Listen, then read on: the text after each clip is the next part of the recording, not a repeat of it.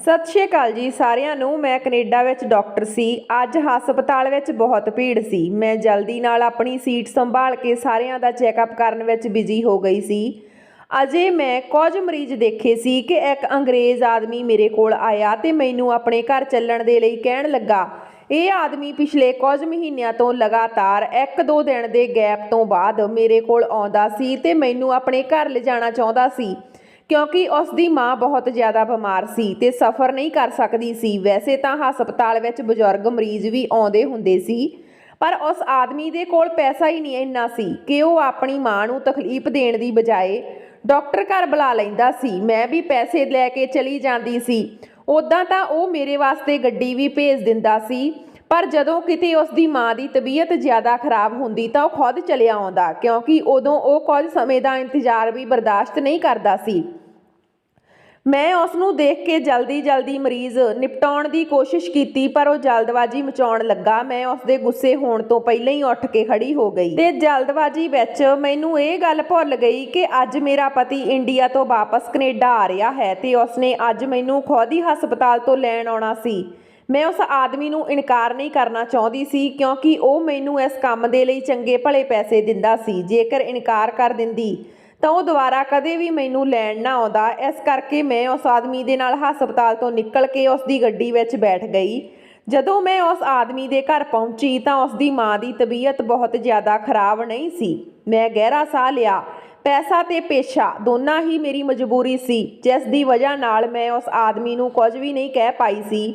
ਨਹੀਂ ਤਾਂ ਮੈਨੂੰ ਬਹੁਤ ਗੁੱਸਾ ਆਇਆ ਕਿ ਮੈਂ ਹਸਪਤਾਲ ਵਿੱਚ ਇੰਨੇ ਮਰੀਜ਼ ਛੱਡ ਕੇ ਭੱਜੀ ਚਲੀ ਆਈ ਸੀ ਅਤੇ ਉਸ ਦੀ ਮਾਂ ਘਰ ਵਿੱਚ ਸਕੂਨ ਦੇ ਨਾਲ ਪਈ ਹੋਈ ਸੀ। ਮੈਂ ਆਪਣੇ ਗੁੱਸੇ 'ਤੇ ਕਾਬੂ ਪਾ ਕੇ ਉਸ ਔਰਤ ਦਾ ਚੈੱਕਅਪ ਕੀਤਾ ਤੇ ਦਵਾਈਆਂ ਚੈੱਕ ਕਰਨ ਲੱਗੀ ਤੇ ਨਾਲ ਉਸ ਆਦਮੀ ਨੂੰ ਜ਼ਰੂਰੀ ਹਦਾਇਤਾਂ ਵੀ ਦਿੰਦੀ ਜਾ ਰਹੀ ਸੀ, ਜੋ ਉਸ ਵਕਤ ਆਪਣੀ ਮਾਂ ਦੇ ਪੈਰਾਂ ਵਿੱਚ ਬੈਠਾ ਹੋਇਆ ਸੀ। ਮੈਂ ਜੋ ਹਮੇਸ਼ਾ ਦੀ ਤਰ੍ਹਾਂ ਮੇਰੀਆਂ ਗੱਲਾਂ ਬੇਚੈਨੀ ਦੇ ਨਾਲ ਪਹਿਲੂ ਬਦਲਦਾ ਹੋਇਆ ਸੁਣ ਰਿਹਾ ਸੀ। ਮੈਂ ਉਸ ਬੁੱਢੀ ਔਰਤ ਨੂੰ ਦੇਖਿਆ ਤਾਂ ਉਹ ਮੈਨੂੰ ਅਜੀਬ ਜਿਹੇ ਇਸ਼ਾਰੇ ਕਰ ਰਹੀ ਸੀ। ਸ਼ਾਇਦ ਉਹ ਕਹਿ ਰਹੀ ਸੀ ਕਿ ਮੈਂ ਉਸ ਦੇ ਬੇਟੇ ਤੋਂ ਦੂਰ ਰਹਾਂ। ਮੈਂ ਉਸ ਔਰਤ ਦੇ ਇਸ਼ਾਰੇ ਨਜ਼ਰਅੰਦਾਜ਼ ਕਰਕੇ ਆਪਣੇ ਕੰਮ ਤੇ ਚਲੀ ਗਈ, ਕਿਉਂਕਿ ਜਿਸ ਦਿਨ ਤੋਂ ਮੈਂ ਆ ਰਹੀ ਸੀ ਇਦਾਂ ਹੀ ਹੋ ਰਿਹਾ ਸੀ। ਉਹ ਔਰਤ ਮੈਨੂੰ ਆਪਣੇ ਬੇਟੇ ਤੋਂ ਦੂਰ ਰਹਿਣ ਦਾ ਇਸ਼ਾਰਾ ਕਰਦੀ ਸੀ ਤੇ ਮੈਨੂੰ ਉਲਝਣ ਹੁੰਦੀ ਸੀ, ਕਿਉਂਕਿ ਮੈਂ ਸਿਰਫ ਉਸ ਔਰਤ ਦੀ ਬਿਮਾਰੀ ਅਤੇ ਇਲਾਜ ਦੀ ਗੱਲ ਕਰਦੀ ਸੀ। ਮੈਂ ਜ਼ਿਆਦਾ ਫ੍ਰੀ ਨਹੀਂ ਹੁੰਦੀ ਸੀ, ਪਰ ਨਾ ਜਾਣੇ ਉਹ ਔਰਤ ਮੈਨੂੰ ਕਿਉਂ ਦੂਰ ਰਹਿਣ ਦਾ ਕਹਿੰਦੀ ਸੀ। ਉਸ ਵਕਤ ਵੀ ਮੈਂ ਉਸ ਨੂੰ ਨਜ਼ਰਅੰਦਾਜ਼ ਕਰਕੇ ਆਪਣੀ ਗੱਲ ਕਰਦੀ ਰਹੀ ਤੇ ਫ੍ਰੀ ਹੋ ਕੇ ਉੱਠ ਖੜੀ ਹੋਈ। ਉਸ ਔਰਤ ਦੇ ਬੇਟੇ ਨੇ ਮੇਰੇ ਹੱਥ ਵਿੱਚ ਇੱਕ ਵੱਡੀ ਰਕਮ ਫੜਾ ਦਿੱਤੀ ਤੇ ਫਿਰ ਡਰਾਈਵਰ ਦੇ ਰਾਹੀਂ ਮੈਨੂੰ ਵਾਪਸ ਭੇਜਣ ਦੀ ਬਜਾਏ ਖੁਦ ਮੇਰੇ ਨਾਲ ਚੱਲ ਪਿਆ। ਮੈਂ ਉਸ ਦਾ ਸ਼ੁਕਰੀਆ ਅਦਾ ਕੀਤਾ ਤੇ ਗੱਡੀ ਵਿੱਚ ਸਵਾਰ ਹੋ ਗਈ। ਡਾਕਟਰ ਦਾ ਵਕਤ ਤਾਂ ਖਤਮ ਹੋ ਚੁੱਕਿਆ ਸੀ। ਮੈਂ ਉਸ ਨੂੰ ਕਿਹਾ ਕਿ ਉਹ ਮੈਨੂੰ ਮੇਰੇ ਘਰ ਛੱਡ ਦੇਣ। ਇੱਥੇ ਫ੍ਰੀ ਹੋ ਕੇ ਮੈਨੂੰ ਆਪਣੇ ਪਤੀ ਦਾ ਖਿਆਲ ਆਇਆ ਸੀ। ਮੈਂ ਸੋਚਿਆ ਘਰ ਜਾ ਕੇ ਉਸ ਦੇ ਸਵਾਗਤ ਦੀ ਤਿਆਰੀ ਕਰ ਲਵਾਂਗੀ, ਪਰ ਜਦੋਂ ਮੈਂ ਘਰ ਪਹੁੰਚੀ ਤਾਂ ਮੇਰਾ ਪਤੀ ਪਹਿਲਾਂ ਤੋਂ ਹੀ ਉੱਥੇ ਮੌਜੂਦ ਸੀ ਤੇ ਬਹੁਤ ਗੁੱਸੇ ਵਿੱਚ ਲੱਗ ਰਿਹਾ ਸੀ। ਮੈਂ ਉਹਨਾਂ ਨੂੰ ਦੇਖ ਕੇ ਹੈਰਾਨ ਹੋ ਗਈ। ਜਦੋਂ ਸਾਡੀ ਗੱਲ ਹੋਈ ਸੀ ਉਦੋਂ ਉਹਨਾਂ ਨੇ ਰਾਤ ਤੱਕ ਪਹੁੰਚਣ ਦਾ ਕਿਹਾ ਸੀ। ਮੇਰੀ ਹੈਰਾਨੀ ਨੂੰ ਨਜ਼ਰਅੰਦਾਜ਼ ਕਰਕੇ ਮੇਰੇ ਪਤੀ ਨੇ ਮੇਰਾ ਪਰਸ ਚੁੱਕ ਕੇ ਦੇਖਿਆ ਤੇ ਜਦੋਂ ਮੇਰੇ ਬੈਗ ਵਿੱਚ ਇੱਕ ਚੰਗੀ ਭਲੀ ਰਕਮ ਦੇਖੀ ਤਾਂ ਉਸ ਦਾ ਚਿਹਰਾ ਲਾਲ ਸੁਰਖ ਹੋ ਗਿਆ। ਉਸਨੇ ਕਿਹਾ ਕਿ ਮੈਂ ਤੈਨੂੰ ਸਰਪ੍ਰਾਈਜ਼ ਦੇਣਾ ਦਾ ਸੋਚਿਆ ਸੀ, ਜਿਸ ਕਰਕੇ ਜਲਦੀ ਆ ਗਿਆ, ਪਰ ਮੈਂ ਇਹ ਨਹੀਂ ਜਾਣਦਾ ਸੀ ਕਿ ਜਲਦੀ ਆਉਣ ਤੇ ਮੈਨੂੰ ਵੀ ਸਰਪ੍ਰਾਈਜ਼ ਮਿਲੇਗਾ। ਤੂੰ ਹਸਪਤਾਲ ਤੋਂ ਨਿਕਲ ਕੇ ਇਹਨਾਂ ਅੰਗਰੇਜ਼ ਲੋਕਾਂ ਦੇ ਘਰ ਜਾਂਦੀ ਹੋ ਤੇ ਪੈਸਾ ਕਮਾਉਂਦੀ ਹੋ। ਆਪਣੇ ਪਤੀ ਦੀਆਂ ਇਹਨਾਂ ਗੱਲਾਂ ਸੁਣ ਕੇ ਮੇਰੇ ਰੌਂਗਟੇ ਖੜੇ ਹੋ ਗਏ। ਉਹ ਮੈਨੂੰ ਇੰਨਾ ਗਲਤ ਸਮਝ ਰਿਹਾ ਸੀ। ਉਦੋਂ ਮੈਨੂੰ ਪਤਾ ਲੱਗਾ ਕਿ ਮੇਰਾ ਪਤੀ ਇੰਡੀਆ ਤੋਂ ਇੱਥੇ ਪਹੁੰਚ ਕੇ ਸਿੱਧਾ ਹਸਪਤਾਲ ਪਹੁੰਚਿਆ ਸੀ ਤੇ ਮੈਨੂੰ ਅਚਾਨਕ ਮਿਲ ਕੇ ਸਰਪ੍ਰਾਈਜ਼ ਦੇਣਾ ਚਾਹੁੰਦਾ ਸੀ। ਪਰ ਜਦੋਂ ਉਹ ਉੱਥੇ ਪਹੁੰਚਿਆ ਤਾਂ ਮੈਂ ਉਸ ਆਦਮੀ ਦੇ ਨਾਲ ਉਸ ਦੇ ਘਰ ਜਾ ਰਹੀ ਸੀ। ਹਸਪਤਾਲ ਵਿੱਚ ਮੌਜੂਦ ਨਰਸਾਂ ਨੇ ਮੇਰੇ ਪਤੀ ਨੂੰ ਇੰਤਜ਼ਾਰ ਕਰਨ ਦਾ ਕਿਹਾ ਤੇ ਦੱਸਿਆ ਕਿ ਮੈਂ ਅਕਸਰ ਉਸ ਆਦਮੀ ਦੇ ਨਾਲ ਜਾਂਦੀ ਹਾਂ ਤੇ ਕਦੇ-ਕਦੇ ਮੈਨੂੰ ਦੇਰ ਵੀ ਹੋ ਜਾਂਦੀ ਆ। ਮੇਰਾ ਪਤੀ ਇਹ ਸੁਣ ਕੇ ਭੜਕ ਉੱਠਿਆ ਤੇ ਘਰ ਚਲਿਆ ਗਿਆ। ਸ਼ਾਮ ਨੂੰ ਜਦੋਂ ਮੈਂ ਵਾਪਸ ਆਈ ਤਾਂ ਮੇਰੇ ਬੈਗ ਵਿੱਚ ਇੰਨੀ ਵੱਡੀ ਰਕਮ ਦੇਖ ਕੇ ਮੇਰੇ ਪਤੀ ਨੇ ਮੈਨੂੰ ਸਫਾਈ ਦਾ ਮੌਕਾ ਦਿੱਤੇ ਬਿਨਾਂ ਹੀ ਮੈਨੂੰ ਤਲਾਕ ਦੇ ਦਿੱਤਾ ਤੇ ਉੱਥੋਂ ਚਲਿਆ ਗਿਆ। ਮੈਂ ਬਹੁਤ ਪਰੇਸ਼ਾਨ ਹੋ ਗਈ ਸੀ। ਮੈਂ ਇੱਥੇ ਕਿਸੇ ਨੂੰ ਜਾਣਦੀ ਵੀ ਨਹੀਂ ਸੀ। ਕੁਝ ਸਾਲ ਪਹਿਲਾਂ ਹੀ ਇੱਥੇ ਵਿਆਹ ਕੇ ਆਈ ਸੀ ਤੇ ਇੱਕ ਹਸਪਤਾਲ ਵਿੱਚ ਇੱਕ ਡਾਕਟਰ ਦੀ ਨੌਕਰੀ ਕਰਦੀ ਸੀ। ਮੈਂ ਹਮੇਸ਼ਾ ਆਪਣੇ ਕੰਮ ਦੇ ਨਾਲ ਕੰਮ ਰੱਖਦੀ ਸੀ ਤੇ ਇੱਥੋਂ ਦੇ ਲੋਕਾਂ ਦੀ ਭਾਸ਼ਾ ਵੀ ਅਲੱਗ ਸੀ। ਇਸ ਕਰਕੇ ਜ਼ਿਆਦਾ ਲੋਕਾਂ ਦੇ ਨਾਲ ਮੇਰੀ ਜਾਣ ਪਹਿਚਾਣ ਵੀ ਨਹੀਂ ਸੀ। ਪਤੀ ਦੇ ਤਲਾਕ ਦੇ ਬਾਅਦ ਮੈਂ ਪਰੇਸ਼ਾਨ ਹੋ ਗਈ। ਅਚਾਨਕ ਮੇਰੀ ਨਜ਼ਰ ਦਰਵਾਜ਼ੇ ਤੇ ਪਈ ਤਾਂ ਮੈਂ ਹੈਰਾਨ ਹੋ ਗਈ ਕਿਉਂਕਿ ਦਰਵਾਜ਼ੇ ਤੇ ਉਹੀ ਆਦਮੀ ਮੌਜੂਦ ਸੀ। ਮੇਰਾ ਮੋਬਾਈਲ ਉਸ ਦੀ ਗੱਡੀ 'ਚ ਰਹਿ ਗਿਆ ਸੀ ਜੋ ਉਹ ਮੈਨੂੰ ਦੇਣ ਆਇਆ ਸੀ ਤੇ ਹੁਣ ਮੈਂ ਹੈਰਾਨ ਜਿਹਾ ਮੈਨੂੰ ਦੇਖ ਰਿਹਾ ਸੀ। ਮੈਂ ਸ਼ਰਮਿੰਦਗੀ ਦੇ ਨਾਲ ਰੋ ਰਹੀ ਸੀ। ਮੈਂ ਹਮੇਸ਼ਾ ਆਪਣੀ ਇੱਜ਼ਤ ਦਾ ਖਿਆਲ ਰੱਖਿਆ ਸੀ ਤੇ ਹੱਕ ਹਲਾਲ ਦਾ ਕਮਾ ਰਹੀ ਸੀ, ਪਰ ਮੇਰੇ ਪਤੀ ਨੇ ਇੱਕ ਤੀਜੇ ਮਰਦ ਦੇ ਸਾਹਮਣੇ ਮੇਰੀ ਇੱਜ਼ਤ ਦਾ ਖਿਆਲ ਕੀਤੇ ਬਿਨਾਂ ਮੇਰੇ ਕਿਰਦਾਰ ਤੇ ਦਾਗ ਲਗਾ ਕੇ ਮੈਨੂੰ ਤਲਾਕ ਦੇ ਦਿੱਤਾ। ਹਾਲਾਂਕਿ ਉਹ ਆਦਮੀ ਸਾਡੀ ਭਾਸ਼ਾ ਨਹੀਂ ਜਾਣਦਾ ਸੀ। ਯਕੀਨਨ ਮੇਰੇ ਪਤੀ ਦੇ ਅਲਫਾਜ਼ ਨਹੀਂ ਸਮਝ ਪਾਇਆ ਹੋਵੇਗਾ, ਪਰ ਹਾਵ ਭਾਵ ਤਾਂ ਸਾਰਿਆਂ ਨੂੰ ਸਮਝ ਆਉਂਦੇ ਨੇ। ਅਚਾਨਕ ਉਸ ਆਦਮੀ ਨੇ ਮੈਨੂੰ ਆਪਣੇ ਨਾਲ ਚੱਲਣ ਦੇ ਲਈ ਕਿਹਾ। ਮੇਰੇ ਕੋਲ ਉਹੀ ਇੱਕ ਆਖਰੀ ਹੱਲ ਸੀ। ਇਸ ਕਰਕੇ ਮੈਂ ਬਿਨਾਂ ਸੋਚੇ ਸਮਝੇ ਉਸ ਦੇ ਨਾਲ ਚਲੀ ਗਈ। ਰਾਤ ਗਹਿਰੀ ਹੁੰਦੀ ਜਾ ਰਹੀ ਸੀ। ਉਸ ਆਦਮੀ ਨੇ ਮੈਨੂੰ ਆਪਣੇ ਘਰ ਲਿਜਾ ਕੇ ਇੱਕ ਕਮਰਾ ਰਹਿਣ ਦੇ ਲਈ ਦੇ ਦਿੱਤਾ। ਉਸ ਆਦਮੀ ਦੀ ਮਾਂ ਨੇ ਮੈਨੂੰ ਦੇਖਿਆ ਤਾਂ ਉਸ ਦਾ ਚਿਹਰਾ ਲਾਲ ਸੁਰਖ ਹੋ ਗਿਆ। ਉਹ ਔਰਤ ਮੈਨੂੰ ਬੜੀ ਅਜੀਬ ਜਿਹੇ ਇਸ਼ਾਰੇ ਕਰ ਰਹੀ ਸੀ, ਪਰ ਮੈਂ ਆਪਣੀ ਹੀ ਪਰੇਸ਼ਾਨੀ ਵਿੱਚ ਆਪਣੇ ਕਮਰੇ ਵਿੱਚ ਆ ਗਈ। ਪਰ ਉਸ ਰਾਤ ਮੇਰੇ ਸਿਰ ਤੇ ਅਸਮਾਨ ਟੁੱਟ ਪਿਆ ਜਦੋਂ ਉਸ ਔਰਤ ਨੇ ਮੈਨੂੰ ਕਿਹਾ, ਮੇਰਾ ਨਾਮ ਕੋਮਲ ਹੈ ਤੇ ਮੇਰਾ ਤਾਲੁਕ ਇੰਡੀਆ ਤੋਂ ਹੈ। ਮੈਂ ਖਾਂਦੇ ਪੀਂਦੇ ਘਰਾਣੇ ਤੋਂ ਤਾਲੁਕ ਰੱਖਦੀ ਸੀ ਤੇ 4 ਭੈਣ ਭਰਾ ਸੀ। ਪਿਤਾ ਜੀ ਦਾ ਇੱਕ ਛੋਟਾ ਜਿਹਾ ਕਾਰੋਬਾਰ ਸੀ ਤੇ ਘਰ ਵਿੱਚ ਖੁੱਲ੍ਹਾ ਖਾਣ ਪੀਣ ਨੂੰ ਸੀ। ਮੈਨੂੰ ਸ਼ੁਰੂ ਤੋਂ ਹੀ ਡਾਕਟਰ ਬਣਨ ਦਾ ਸ਼ੌਂਕ ਸੀ ਤੇ ਮੈਂ ਪੜ੍ਹਾਈ ਵੀ ਚੰਗੀ ਕੀਤੀ ਸੀ। ਮੇਰੇ ਸ਼ੌਂਕ ਦੇਖਦੇ ਹੋਏ ਮੇਰੇ ਘਰ ਵਾਲਿਆਂ ਨੇ ਮੇਰੀ ਪੜ੍ਹਾਈ ਤੇ ਜ਼ਿਆਦਾ ਧਿਆਨ ਦੇਣਾ ਸ਼ੁਰੂ ਕਰ ਦਿੱਤਾ।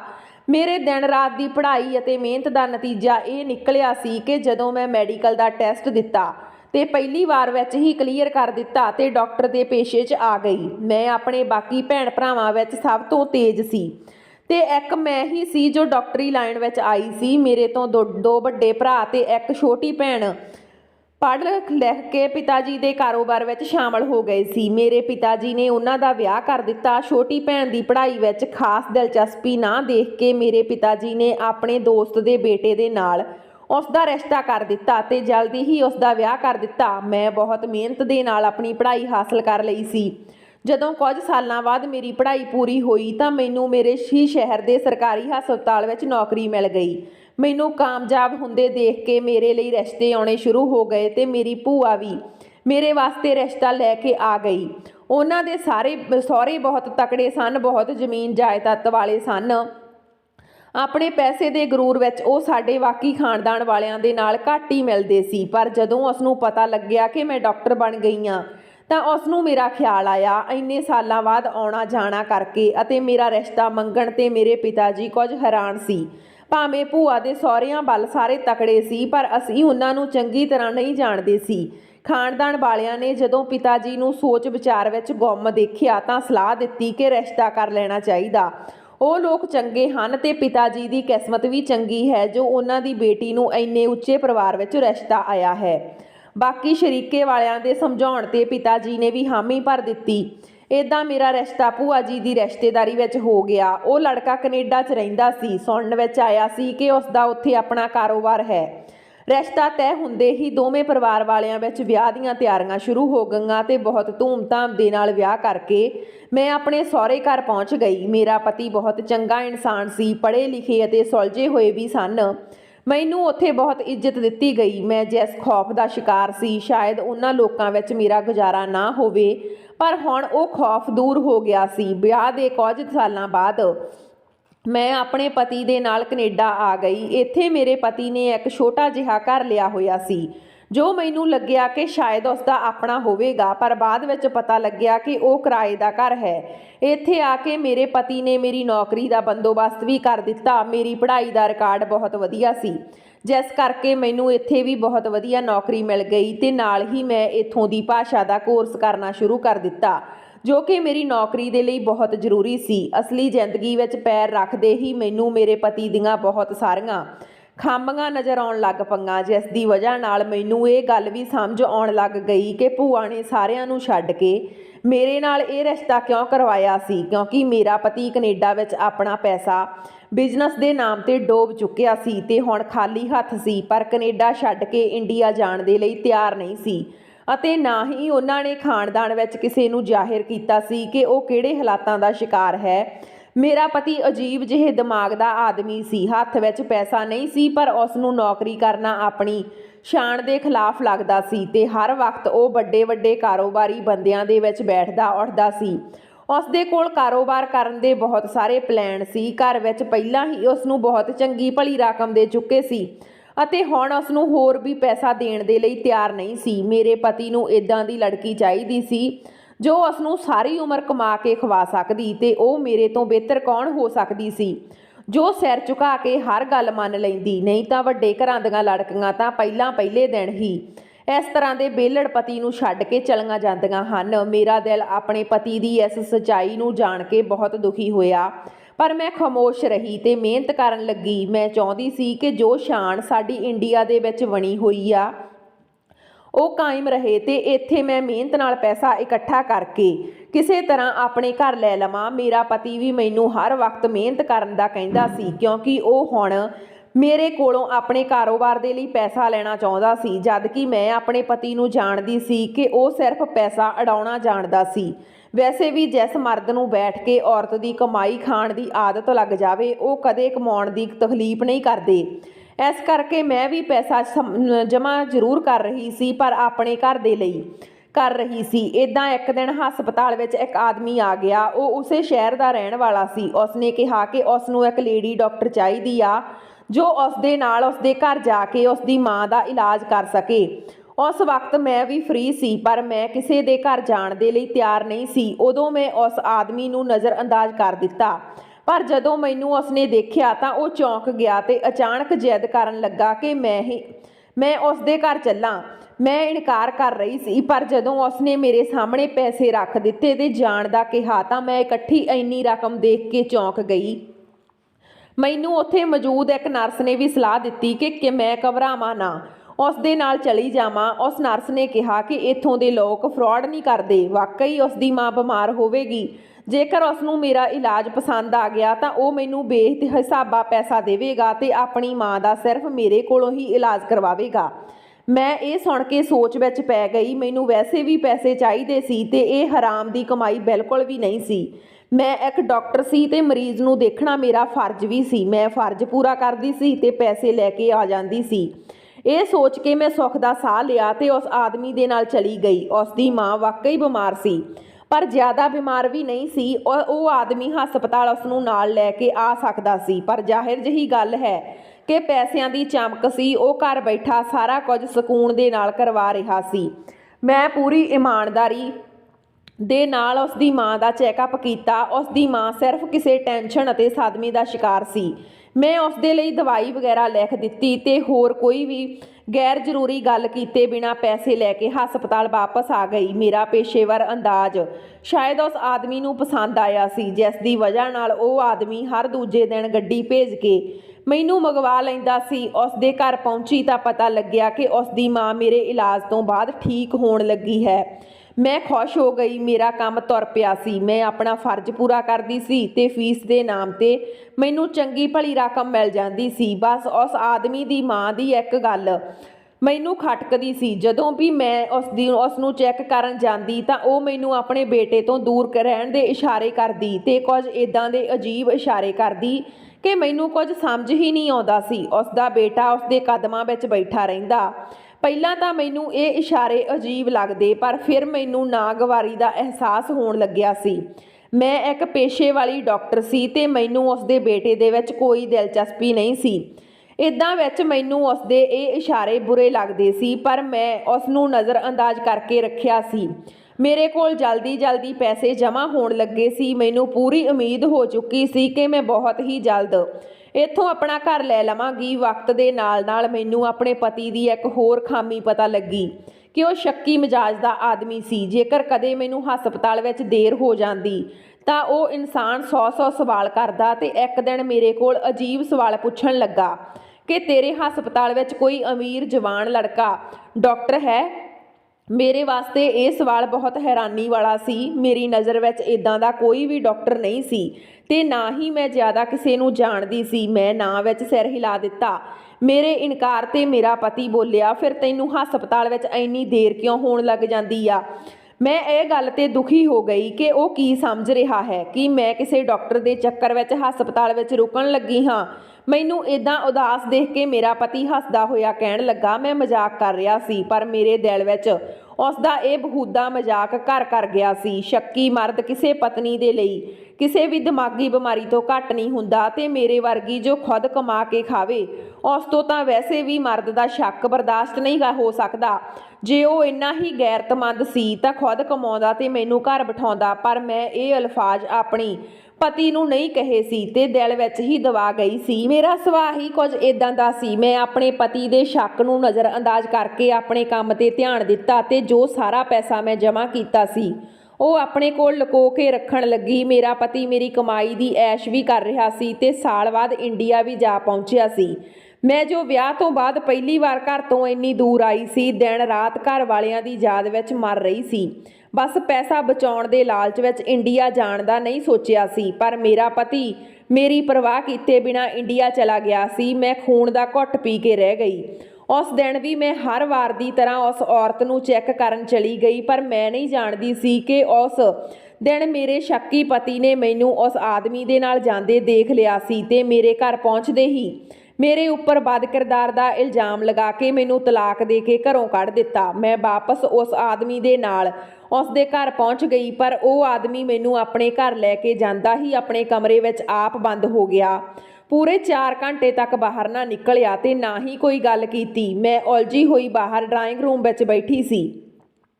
4 ਘੰਟਿਆਂ ਦੇ ਬਾਅਦ ਉਹ ਆਦਮੀ ਆਪਣੇ ਕਮਰੇ 'ਚੋਂ ਬਾਹਰ ਨਿਕਲਿਆ। ਉਸਨੇ ਮੈਨੂੰ ਇੱਕ ਇਦਾਂ ਦੀ ਗੱਲ ਕਹੀ ਜਿਸ ਨੂੰ ਸੁਣ ਕੇ ਮੇਰੇ ਲੂੰ ਕੰਡੇ ਖੜੇ ਹੋ ਗਏ। ਉਹ ਪਸੀਨੋ ਪਸੀਨੀ ਹੋ ਰਿਹਾ ਸੀ ਤੇ ਉਸ ਦੀਆਂ ਅੱਖਾਂ ਵਿੱਚ ਅਜੀਬ ਜਿਹੇ ਹਾਵ ਭਾਵ ਸੀ। ਮੈਨੂੰ ਉਸ ਦਿਨ ਪਤਾ ਲੱਗਿਆ ਕਿ ਕਿਉਂ ਉਹ ਔਰਤ ਮੈਨੂੰ ਆਪਣੇ ਬੇਟੇ ਤੋਂ ਦੂਰ ਰਹਿਣ ਦੇ ਇਸ਼ਾਰੇ ਕਰਦੀ ਸੀ ਤੇ ਮੈਂ ਉਸ ਨੂੰ ਵੀ ਗਲਤ ਸਮਝ ਰਹੀ ਸੀ, ਜਦਕਿ ਉਹ ਤਾਂ ਮੈਨੂੰ ਆਪਣੇ ਬੇਟੇ ਤੋਂ ਬਚਾਉਣਾ ਚਾਹੁੰਦੀ ਸੀ। ਜਿਸ ਆਦਮੀ ਨੇ ਮੈਨੂੰ ਇਹ ਕਮਰਾ ਦਿਖਾਇਆ ਜਿਸ ਵਿੱਚ ਮੈਨੂੰ ਰਹਿਣ ਦੀ ਇਜਾਜ਼ਤ ਸੀ, ਮੈਂ ਉਸ ਕਮਰੇ ਵਿੱਚ ਜਾਂਦੇ ਦਰਵਾਜ਼ਾ ਬੰਦ ਕਰ ਲਿਆ। ਮੇਰਾ ਦਿਲ ਖੌਫ ਦੇ ਨਾਲ ਡਰ ਗਿਆ ਸੀ। ਮੈਨੂੰ ਬਹੁਤ ਰੋਣਾ ਆਇਆ ਸੀ। ਮੈਂ ਇੱਦਾਂ ਦੀ ਜਗ੍ਹਾ ਮੌਜੂਦ ਸੀ ਜਿੱਥੇ ਮੈਂ ਆਪਣੇ ਘਰ ਦੀ ਵਾਪਸ ਨਹੀਂ ਜਾ ਸਕਦੀ ਸੀ ਤੇ ਸਾਰੀ ਰਾਤ ਮੈਂ ਰੋ ਧੋ ਕੇ ਗੁਜ਼ਾਰੀ ਤੇ ਮੇਰੇ ਦਿਲ ਵਿੱਚ ਆਪਣੇ ਸਾਬਕਾ ਪਤੀ ਦੇ ਲਈ ਨਫ਼ਰਤ ਪੈਦਾ ਹੋ ਰਹੀ ਸੀ। ਸਵੇਰ ਹੁੰਦੇ ਹੀ ਮੈਂ ਕਮਰੇ ਤੋਂ ਬਾਹਰ ਨਿਕਲੀ, ਪਰ ਉਹ ਆਦਮੀ ਘਰ ਵਿੱਚ ਨਹੀਂ ਸੀ। ਮੈਂ ਉਸ ਆਦਮੀ ਦੇ ਘਰੋਂ ਨਿਕਲ ਕੇ ਆਪਣੇ ਪਤੀ ਦੇ ਘਰ ਪਹੁੰਚੀ। ਉਹ ਵੀ ਘਰ ਮੌਜੂਦ ਨਹੀਂ ਸੀ ਤੇ ਦਰਵਾਜ਼ੇ ਤੋਂ ਲੌਕ ਸੀ। ਮੇਰੇ ਕੋਲ ਦੂਜੀ ਚਾਬੀ ਸੀ ਜਿਸ ਦੀ ਵਜ੍ਹਾ ਨਾਲ ਮੈਂ ਘਰ ਵਿੱਚ ਦਾਖਲ ਹੋ ਗਈ ਤੇ ਆਪਣਾ ਸਮਾਨ ਅਤੇ ਪੈਸੇ ਸਮੇਟਣ ਲੱਗ ਪਈ। ਮੈਂ ਹਮੇਸ਼ਾ ਦੇ ਵਾਸਤੇ ਉਹ ਘਰ ਛੱਡ ਦਿੱਤਾ ਤੇ ਵਾਪਸ ਉਸ ਔਰਤ ਦੇ ਘਰ ਆ ਗਈ। ਉੱਥੇ ਰਹਿਣਾ ਮੇਰੀ ਮਜਬੂਰੀ ਸੀ। ਮੈਂ ਆਪਣਾ ਸਮਾਨ ਉਸ ਕਮਰੇ ਵਿੱਚ ਲੁਕੋ ਕੇ ਰੱਖਿਆ ਸੀ ਜੋ ਮੈਨੂੰ ਰਹਿਣ ਦੇ ਲਈ ਦਿੱਤਾ ਗਿਆ ਸੀ। ਮੈਂ ਅੱਜ ਪਹਿਲੀ ਵਾਰ ਉਸ ਆਦਮੀ ਦੀ ਗੈਰ ਮੌਜੂਦਗੀ ਵਿੱਚ ਉਸ ਦੀ ਮਾਂ ਦੇ ਕਮਰੇ ਵਿੱਚ ਪਹੁੰਚ ਗਈ। ਉਹ ਔਰਤ ਮੈਨੂੰ ਦੇਖ ਕੇ ਚੌਂਕ ਗਈ ਤੇ ਖੁਸ਼ੀ ਨਾਲ ਮਿਲੀ। ਉਹ ਔਰਤ ਆਪਣੀ ਭਾਸ਼ਾ ਵਿੱਚ ਮੇਰੇ ਨਾਲ ਗੱਲ ਕਰਨ ਦੀ ਕੋਸ਼ਿਸ਼ ਕਰਨ ਲੱਗੀ। ਮੈਂ ਹੁਣ ਕਾਫੀ ਹੱਦ ਤੱਕ ਇੱਥੋਂ ਦੀ ਭਾਸ਼ਾ ਸਮਝ ਗਈ ਸੀ। ਮੈਂ ਉਸ ਔਰਤ ਨੂੰ ਦੱਸਿਆ ਕਿ ਮੈਂ ਇੰਡੀਆ ਦੀ ਹਾਂ ਤੇ ਮੇਰੇ ਪਤੀ ਨੇ ਮੈਨੂੰ ਤਲਾਕ ਦੇ ਦਿੱਤਾ ਹੈ ਤੇ ਫਿਲਹਾਲ ਮੇਰੇ ਕੋਲ ਕੋਈ ਟਿਕਾਣਾ ਨਹੀਂ ਹੈ। ਮੇਰੀ ਗੱਲ ਸੁਣ ਕੇ ਉਹ ਔਰਤ ਦੁਖੀ ਹੋ ਗਈ ਤੇ ਮੈਨੂੰ ਕਿਹਾ ਕਿ ਮੈਂ ਜਦੋਂ ਤੱਕ ਚਾਹਾਂ ਉਸ ਦੇ ਘਰ ਰਹਿ ਸਕਦੀ ਹਾਂ। ਉਸ ਔਰਤ ਦੀ ਗੱਲ ਨੇ ਮੈਨੂੰ ਉਸ ਆਦਮੀ ਦੀ ਰਾਤ ਵਾਲੀ ਗੱਲ ਯਾਦ ਆਈ। ਮੈਂ ਝਿਜਕਦੇ ਹੋਏ ਉਹ ਗੱਲ ਉਸ ਔਰਤ ਨੂੰ ਦੱਸੀ। ਮੇਰੀ ਗੱਲ ਸੁਣ ਕੇ ਉਸ ਦੇ ਚਿਹਰੇ ਤੇ ਇੱਕਦਮ ਡਰ ਜਿਹਾ ਆ ਗਿਆ। ਉਸ ਦੀਆਂ ਅੱਖਾਂ ਨਾਮ ਹੋ ਗਈਆਂ। ਉਸਨੇ ਆਪਣੀ ਬਿਮਾਰੀ ਦੀ ਵਜ੍ਹਾ ਆਪਣੇ ਬੇਟੇ ਦੀ ਇਹ ਆਦਤ ਦੱਸੀ। ਮੈਂ ਸੱਚਾਈ ਜਾਣ ਕੇ ਦੰਗ ਰਹਿ ਗਈ। ਉਹ ਔਰਤ ਨੇ ਦੱਸਿਆ ਕਿ ਮੇਰੀ ਇੱਕ ਬੇਟੀ ਸੀ ਜੋ ਜਵਾਨ ਸੀ ਤੇ ਉਹ ਆਪਣੇ ਭਰਾ ਦੇ ਮਾਂ ਦੀ ਲਾਡਲੀ ਸੀ। ਘਰ ਵਿੱਚ ਪੈਸੇ ਦੀ ਕੋਈ ਕਮੀ ਨਹੀਂ ਸੀ, ਪਰ ਜਦੋਂ ਉਹ ਜਵਾਨ ਹੋਈ ਤਾਂ ਉਸ ਨੂੰ ਗੁਨਾਹਾਂ ਦੀ ਲੱਤ ਲੱਗ ਗਈ। ਉਹ ਆਪਣੇ ਭਰਾ ਤੋਂ ਚੋਰੀ ਗੈਰ ਮਰਦਾਂ ਦੇ ਨਾਲ ਤਾਲੁਕ ਰੱਖਣ ਲੱਗੀ। ਉਸ ਦੀ ਬਦਕਿਰਦਾਰੀ ਹੱਦ ਤੋਂ ਜ਼ਿਆਦਾ ਵੱਧ ਗਈ ਸੀ। ਇੱਕ ਦਿਨ ਉਸ ਦੇ ਭਰਾ ਨੇ ਉਸ ਨੂੰ ਇਹ ਕੰਮ ਕਰਨ ਤੋਂ ਰੋਕਿਆ, ਪਰ ਉਹ ਸੰਭਲਣ ਦੀ ਬਜਾਏ ਆਪਣੀ ਜਿੱਦ ਤੇ ਅੜ ਗਈ ਸੀ। ਭਰਾ ਤਾਂ ਬਸ ਨਹੀਂ ਚੱਲਦਾ ਸੀ ਉਹ ਉਸ ਨੂੰ ਖਤਮ ਕਰ ਦੇਵੇ। ਉਸਨੇ ਆਪਣੀ ਭੈਣ ਤੋਂ ਸਾਰੇ ਰਿਸ਼ਤੇ ਤੋੜ ਲਏ। ਉਸਨੇ ਉਸਦੇ ਹਿੱਸੇ ਦੀ ਜਾਇਦਾਦ ਦੇ ਕੇ ਉਸ ਨਾਲੋਂ ਸਾਰੇ ਰਿਸ਼ਤੇ ਖਤਮ ਕਰ ਲਏ। ਉਸਦੀ ਭੈਣ ਦੂਜੇ ਸ਼ਹਿਰ ਜਾ ਕੇ ਵੱਸ ਗਈ ਅਤੇ ਆਪਣੀ ਆਜ਼ਾਦ ਜ਼ਿੰਦਗੀ ਗੁਜ਼ਾਰਨ ਲੱਗੀ, ਜਿਸ 'ਤੇ ਉਸਦਾ ਭਰਾ ਆਪਣੇ ਫੈਸਲੇ 'ਤੇ ਪਛਤਾ ਕੇ ਉਸ ਨੂੰ ਮਨਾਉਣ ਦੀ ਕੋਸ਼ਿਸ਼ ਕਰਨ ਲੱਗਾ, ਪਰ ਉਹ ਅਚਾਨਕ ਗਾਇਬ ਹੋ ਗਈ ਤੇ ਅੱਜ ਤੱਕ ਉਸਦੀ ਕੋਈ ਖਬਰ ਨਹੀਂ ਮਿਲੀ। ਉਸ ਦੀ ਵਜ੍ਹਾ ਨਾਲ ਉਹ ਆਦਮੀ ਅਤੇ ਉਸਦੀ ਮਾਂ ਸਦਮੇ ਵਿੱਚ ਆ ਗਏ। ਉਸਦੀ ਮਾਂ ਇਲਾਜ ਕਰਵਾਉਣ ਲਈ ਰਾਜ਼ੀ ਨਹੀਂ ਸੀ, ਇਸ ਲਈ ਉਸ ਆਦਮੀ ਨੇ ਹਸਪਤਾਲ ਵਿੱਚ ਜਾ ਕੇ ਪਤਾ ਕਰਨ ਲੱਗਾ ਤੇ ਉਦੋਂ ਉਸਦੀ ਨਜ਼ਰ ਮੇਰੇ ਉੱਪਰ ਪਈ।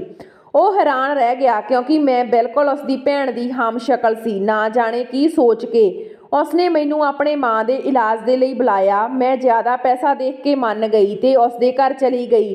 ਉਸਦੀ ਮਾਂ ਨੇ ਮੈਨੂੰ ਦੇਖਿਆ ਤਾਂ ਖੁਸ਼ ਹੋ ਗਈ ਤੇ ਮੈਨੂੰ ਆਪਣੀ ਬੇਟੀ ਮੰਨਣ ਲੱਗੀ। ਉਸਨੇ ਆਪਣੇ ਬੇਟੇ ਨੂੰ ਇਹੀ ਕਿਹਾ ਕਿ ਮੈਂ ਉਸਦੀ ਬੇਟੀ ਹੀ ਹਾਂ। ਇਸੇ ਖੁਸ਼ੀ ਵਿੱਚ ਠੀਕ ਹੋਣ ਲੱਗੀ ਸੀ, ਪਰ ਉਸ ਨੂੰ ਇੱਕ ਡਰ ਸੀ ਕਿ ਕਿਤੇ ਉਸਦਾ ਬੇਟਾ ਦੁਬਾਰਾ ਉਸ ਨੂੰ ਘਰੋਂ ਨਾ ਕੱਢ ਦੇਵੇ ਜਾਂ ਕਦੇ ਗੁੱਸੇ ਵਿੱਚ ਮੈਨੂੰ ਆਪਣੀ ਭੈਣ ਸਮਝ ਕੇ ਮੇਰੀ ਜਾਨ ਨਾ ਲੈ ਲਵੇ। ਇਸ ਕਰਕੇ ਉਹ ਔਰਤ ਮੈਨੂੰ ਆਪਣੇ ਬੇਟੇ ਤੋਂ ਦੂਰ ਰਹਿਣ ਦਾ ਇਸ਼ਾਰਾ ਕਰਦੀ ਸੀ, ਪਰ ਉਹ ਆਦਮੀ ਮੈਨੂੰ ਆਪਣੀ ਮਾਂ ਦੇ ਚੈੱਕਅਪ ਦਾ ਬਹਾਨਾ ਬਣਾ ਕੇ ਘਰ ਲੈ ਆਉਂਦਾ ਸੀ ਤੇ ਉਸ ਦਿਨ ਉਹ ਮੈਨੂੰ ਆਪਣੇ ਘਰ ਲੈ ਆਇਆ ਤੇ ਆਪਣੇ ਕਮਰੇ ਵਿੱਚ ਬੰਦ ਹੋ ਗਿਆ। ਜਦੋਂ ਉਹ ਕਮਰੇ ਤੋਂ ਬਾਹਰ ਨਿਕਲਿਆ ਤਾਂ ਉਸਨੇ ਮੈਨੂੰ ਕਿਹਾ ਜੇਕਰ ਉਹ ਕਮਰੇ ਵਿੱਚ ਬੰਦ ਨਾ ਹੁੰਦਾ ਤਾਂ ਸ਼ਾਇਦ ਉਹ ਮੇਰਾ ਕਤਲ ਕਰ ਦਿੰਦਾ। ਮੈਂ ਉਸਦੇ ਸ਼ਬਦ ਸੁਣ ਕੇ ਬਹੁਤ ਜ਼ਿਆਦਾ ਡਰ ਗਈ ਅਤੇ ਉਸਦੀ ਗੱਲ ਨਹੀਂ ਸਮਝ ਪਾਈ। ਮੈਨੂੰ ਉਸਦੀ ਮਾਂ ਨੇ ਦੱਸਿਆ ਕਿ ਮੈਨੂੰ ਦੇਖ ਕੇ ਉਸ ਨੂੰ ਲੱਗਿਆ ਸੀ ਕਿ ਮੈਂ ਉਸਦੀ ਭੈਣ ਹਾਂ, ਪਰ ਹੁਣ ਜਦੋਂ ਮੇਰੀ ਛਾਣਬੀਣ ਕੀਤੀ ਤਾਂ ਉਸ ਨੂੰ ਪਤਾ ਲੱਗ ਗਿਆ ਕਿ ਮੈਂ ਉਸਦੀ ਭੈਣ ਦੀ ਹਮਸ਼ਕਲ ਹਾਂ ਤੇ ਮੇਰਾ ਤਾਲੁਕ ਇੰਡੀਆ ਤੋਂ ਹੈ। ਪਰ ਫਿਰ ਵੀ ਉਹ ਕਦੇ ਕਦਾਈ ਮੈਨੂੰ ਆਪਣੀ ਸਕੀ ਭੈਣ ਸਮਝ ਕੇ ਗੁੱਸੇ ਹੋ ਜਾਂਦਾ ਤੇ ਉਹ ਸਮਝਦਾ ਹੈ ਕਿ ਮੈਂ ਉਹਨਾਂ ਦੋਹਾਂ ਨੂੰ ਧੋਖਾ ਦਿੱਤਾ, ਜਿਸ ਦੀ ਵਜ੍ਹਾ ਨਾਲ ਉਹਨਾਂ ਨੂੰ ਕਦੇ-ਕਦੇ ਸ਼ੱਕ ਹੋਣ ਲੱਗਦਾ ਹੈ ਕਿ ਮੈਂ ਅਣਜਾਣ ਬਣ ਕੇ ਉਹਨਾਂ ਦੇ ਨਾਲ ਰਹਿਣ ਲੱਗੀ ਹਾਂ। ਉਸ ਬੁੱਢੀ ਔਰਤ ਨੇ ਮੈਨੂੰ ਆਪਣੀ ਬੇਟੀ ਦੀ ਤਸਵੀਰ ਦਿਖਾਈ, ਜਿਸ ਨੂੰ ਦੇਖ ਕੇ ਮੈਂ ਹੈਰਾਨ ਰਹਿ ਗਈ। ਉਹ ਵਾਕਈ ਮੇਰਾ ਦੂਜਾ ਰੂਪ ਸੀ। ਮੈਂ ਸੁਣਿਆ ਸੀ ਕਿ ਇੱਕ ਸ਼ਕਲ ਦੇ 7 ਲੋਕ ਹੁੰਦੇ ਨੇ ਤੇ ਅੱਜ ਦੇਖ ਵੀ ਲਿਆ। ਮੈਂ ਆਪਣੇ ਮੋਬਾਈਲ ਵਿੱਚ ਮੌਜੂਦ ਆਪਣੇ ਬਚਪਨ ਤੋਂ ਲੈ ਕੇ ਜਵਾਨੀ ਤੱਕ ਦੀਆਂ ਸਾਰੀਆਂ ਤਸਵੀਰਾਂ ਉਹਨਾਂ ਨੂੰ ਦਿਖਾਈਆਂ ਤਾਂ ਉਹਨਾਂ ਨੂੰ ਯਕੀਨ ਆ ਗਿਆ ਕਿ ਮੈਂ ਕੋਈ ਹੋਰ ਹਾਂ। ਉਸ ਆਦਮੀ ਨੇ ਮੇਰੇ ਸਿਰ 'ਤੇ ਹੱਥ ਰੱਖ ਕੇ ਕਿਹਾ ਕਿ ਮੈਂ ਉਸ ਨੂੰ ਮਾਫ਼ ਕਰ ਦੇਵਾਂ, ਚਾਹੇ ਜੋ ਵੀ ਹੋਵੇ। ਮੈਂ ਉਸਦੇ ਲਈ ਉਸਦੀ ਭੈਣ ਹੀ ਹਾਂ, ਜਦੋਂ ਤੱਕ ਚਾਹਾਂ ਉਸਦੇ ਘਰ ਰਹਿ ਸਕਦੀ ਹਾਂ। ਮੈਂ ਜੋ ਆਪਣੇ ਪਤੀ ਦੇ ਸ਼ੱਕ ਦੀ ਸ਼ਿਕਾਰ ਹੋ ਗਈ ਸੀ, ਗੈਰ ਲੋਕਾਂ ਦੀ ਇਸ ਮੁਹੱਬਤ 'ਤੇ ਰੋ ਪਈ ਸੀ।